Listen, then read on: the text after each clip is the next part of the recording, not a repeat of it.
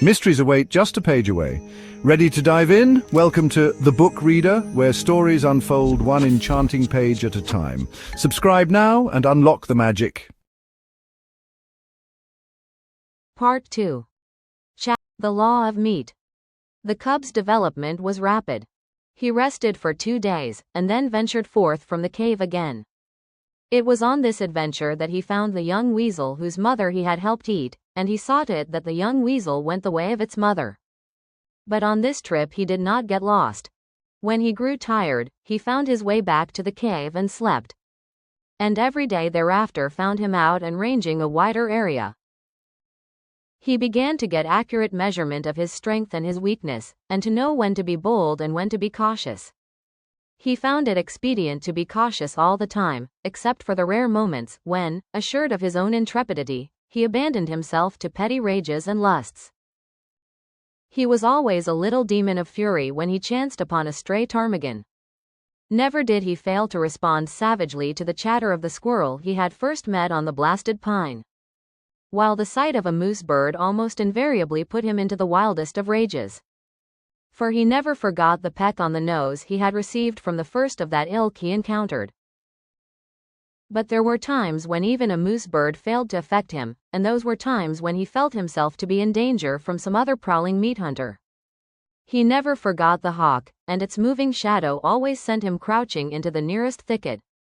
He no longer sprawled and straddled, and already he was developing the gait of his mother, slinking and furtive, apparently without exertion, yet sliding along with a swiftness that was as deceptive as it was imperceptible. In the matter of meat, his luck had been all in the beginning. The 7 ptarmigan chicks and the baby weasel represented the sum of his killings. His desire to kill strengthened with the days, and he cherished hungry ambitions for the squirrel that chattered so volubly and always informed all wild creatures that the wolf cub was approaching. But as birds flew in the air, squirrels could climb trees, and the cub could only try to crawl unobserved upon the squirrel when it was on the ground. The cub entertained a great respect for his mother. She could get meat, and she never failed to bring him his share. Further, she was unafraid of things. It did not occur to him that this fearlessness was founded upon experience and knowledge. Its effect on him was that of an impression of power. His mother represented power. And as he grew older he felt this power in the sharper admonishment of her paw, while the reproving nudge of her nose gave place to the slash of her fangs. For this, likewise, he respected his mother. She compelled obedience from him, and the older he grew the shorter grew her temper. Famine came again, and the cub with clearer consciousness knew once more the bite of hunger. The she-wolf ran herself thin in the quest for meat. She rarely slept any more in the cave, spending most of her time on the meat trail, and spending it vainly. This famine was not a long one, but it was severe while it lasted. The cub found no more milk in his mother's breast, nor did he get one mouthful of meat for himself. Before, he had hunted in play, for the sheer joyousness of it. Now he hunted in deadly earnestness, and found nothing. Yet the failure of it accelerated his development. He studied the habits of the squirrel with greater carefulness, and strove with greater craft to steal upon it and surprise it. He studied the wood mice and tried to dig them out of their burrows. And he learned much about the ways of moose birds and woodpeckers. And there came a day when the hawk's shadow did not drive him crouching into the bushes. He had grown stronger and wiser, and more confident. Also, he was desperate. So he sat on his haunches, conspicuously in an open space, and challenged the hawk down out of the sky. For he knew that there, floating in the blue above him, was meat, the meat his stomach yearned after so insistently. But the hawk refused to come down and give battle, and the cub crawled away into a thicket and whimpered his disappointment and hunger. The famine broke. The she-wolf brought home meat. It was strange meat, different from any she had ever brought before. It was a lynx kitten, partly grown, like the cub, but not so large. And it was all for him. His mother had satisfied her hunger elsewhere, though he did not know that it was the rest of the lynx litter that had gone to satisfy her. Nor did he know the desperateness of her deed. He knew only that the velvet-furred kitten was meat, and he ate and waxed happier with every mouthful. A full stomach conduces to inaction, and the cub lay in the cave, sleeping against his mother's side. He was aroused by her snarling. Never had he heard her snarl so terribly. Possibly in her whole life it was the most terrible snarl she ever gave. There was reason for it, and none knew it better than she. A lynx's lair is not despoiled with impunity.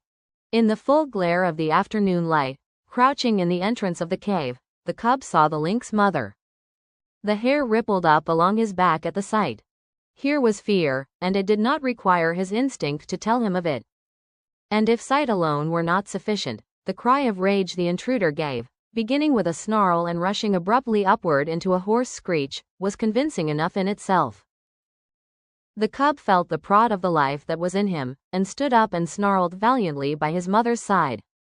But she thrust him ignominiously away and behind her. Because of the low-roofed entrance the lynx could not leap in, and when she made a crawling rush of it the she-wolf sprang upon her and pinned her down. The cub saw little of the battle. There was a tremendous snarling and spitting and screeching. The two animals threshed about, the lynx ripping and tearing with her claws and using her teeth as well, while the she-wolf used her teeth alone. Once, the cub sprang in and sank his teeth into the hind leg of the lynx. He clung on, growling savagely. Though he did not know it, by the weight of his body he clogged the action of the leg and thereby saved his mother much damage. A change in the battle crushed him under both their bodies and wrenched loose his hold. The next moment the two mothers separated, and, before they rushed together again, the lynx lashed out at the cub with a huge forepaw that ripped his shoulder open to the bone and sent him hurtling sidewise against the wall. Then was added to the uproar the cub's shrill yelp of pain and fright. But the fight lasted so long that he had time to cry himself out and to experience a second burst of courage. And the end of the battle found him again clinging to a hind leg and furiously growling between his teeth. The lynx was dead, but the she-wolf was very weak and sick. At first she caressed the cub and licked his wounded shoulder.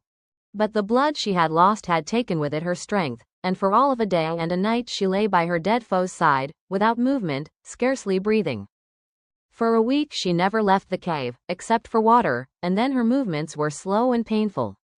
At the end of that time the lynx was devoured, while the she-wolf's wounds had healed sufficiently to permit her to take the meat trail again. The cub's shoulder was stiff and sore, and for some time he limped from the terrible slash he had received. But the world now seemed changed. He went about in it with greater confidence, with a feeling of prowess that had not been his in the days before the battle with the lynx. He had looked upon life in a more ferocious aspect. He had fought. He had buried his teeth in the flesh of a foe. And he had survived. And because of all this, he carried himself more boldly, with a touch of defiance that was new in him. He was no longer afraid of minor things, and much of his timidity had vanished, though the unknown never ceased to press upon him with its mysteries and terrors, intangible and ever menacing. He began to accompany his mother on the meat trail, and he saw much of the killing of meat and began to play his part in it. And in his own dim way he learned the law of meat. There were two kinds of life, his own kind and the other kind. His own kind included his mother and himself. The other kind included all live things that moved. But the other kind was divided. One portion was what his own kind killed and ate. This portion was composed of the non-killers and the small killers. The other portion killed and ate his own kind, or was killed and eaten by his own kind. And out of this classification arose the law. The aim of life was meat. Life itself was meat. Life lived on life. There were the eaters and the eaten. The law was, eat or be eaten. He did not formulate the law in clear, set terms and moralize about it. He did not even think the law. He merely lived the law without thinking about it at all. He saw the law operating around him on every side. He had eaten the ptarmigan chicks. The hawk had eaten the ptarmigan mother. The hawk would also have eaten him. Later, when he had grown more formidable, he wanted to eat the hawk. He had eaten the lynx kitten. The lynx mother would have eaten him had she not herself been killed and eaten. And so it went. The law was being lived about him by all live things, and he himself was part and parcel of the law. He was a killer. His only food was meat, live meat, that ran away swiftly before him, or flew into the air, or climbed trees, or hid in the ground, or faced him and fought with him, or turned the tables and ran after him. Had the cub thought in man fashion, he might have epitomized life as a voracious appetite and the world as a place wherein ranged a multitude of appetites, pursuing and being pursued, hunting and being hunted, eating and being eaten, all in blindness and confusion, with violence and disorder, a chaos of gluttony and slaughter, ruled over by chance, merciless, planless, endless. But the cub did not think in man fashion. He did not look at things with wide vision.